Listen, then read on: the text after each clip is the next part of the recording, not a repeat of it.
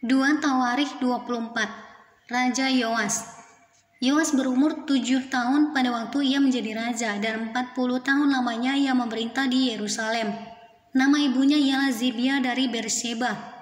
Yoas melakukan apa yang benar di mata Tuhan selama hidup Imam Yoyada. Yoyada mengambil 2 orang istri bagi dia, dan dari mereka ia mendapat anak laki-laki dan anak perempuan.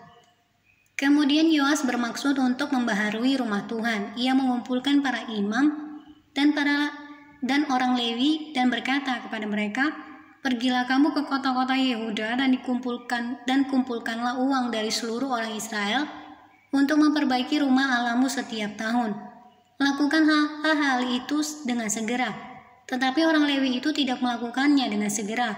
Lalu raja memanggil imam kepala Yoyada dan bertanya kepadanya, "Mengapa engkau tidak menuntut kepada orang-orang Lewi untuk membawa dari Yehuda dan dari Yerusalem pajak yang dikenakan Musa hamba Allah itu kepada jemaah Israel untuk kemah tempat hukum Allah? Sebab anak-anak Atalia perempuan fasik itu telah membongkar rumah Allah, bahkan memakai barang-barang kudus rumah Tuhan untuk para Baal." Sesudah itu raja memerintahkan supaya dibuat sebuah peti dan ditempatkan di depan pintu gerbang rumah Tuhan. Lalu menyuruh mengumumkan di negeri dan di Yerusalem bahwa orang harus membawa bagi Tuhan pajak yang dikenakan Musa hamba Allah itu kepada orang Israel di padang gurun. Maka bersukacitalah semua pemimpin dan seluruh rakyat. Mereka datang membawa pajaknya dan memasukkannya ke dalam peti itu sampai penuh. Setiap kali peti itu dibawa masuk untuk diperiksa oleh orang-orang Lewi atas nama raja, dan apabila mereka melihat bahwa sudah banyak uang di dalamnya, maka datanglah panitera raja dan kuasa usaha imam kepala mengeluarkan isi peti itu. Kemudian mereka mengangkat peti itu, lalu menaruhnya pula di tempatnya. Demikianlah mereka lakukan setiap kali, dan banyaklah uang yang dikumpulkan. Raja dan Yoyada menyerahkan uang itu kepada mereka yang memanduri pekerjaan pada rumah Tuhan. Mereka ini mengupah tukang-tukang pahat dan tukang-tukang kayu untuk membaharui rumah Tuhan, juga tukang-tukang besi dan tembaga untuk memperbaiki rumah Tuhan. Setelah itu mulailah tukang-tukang itu bekerja. Pekerjaan perbaikan maju di bawah tangan mereka.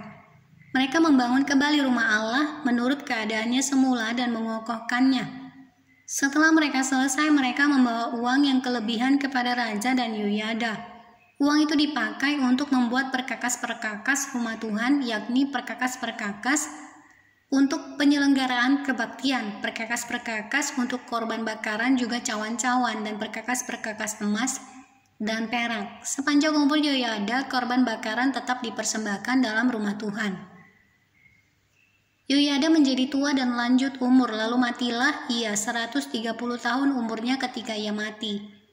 Ia dikuburkan di kota Daud di samping raja-raja karena perbuatan-perbuatannya yang baik di Israel terhadap Allah dan rumahnya.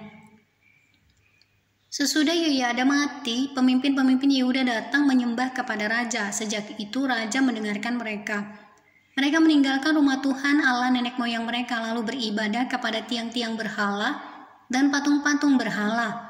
Oleh karena kesalahan itu, Yehuda dan Yerusalem tertimpa murka. Namun Tuhan mengutus nabi-nabi mereka supaya mereka berbalik kepadanya. Nabi-nabi itu sungguh-sungguh memperingatkan mereka, tetapi mereka tidak mau mendengarkannya. Lalu roh Allah menguasai Zakaria, anak Imam Yoyada.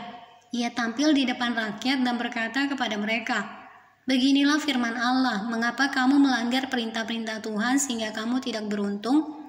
Oleh karena kamu meninggalkan Tuhan, ia pun meninggalkan kamu."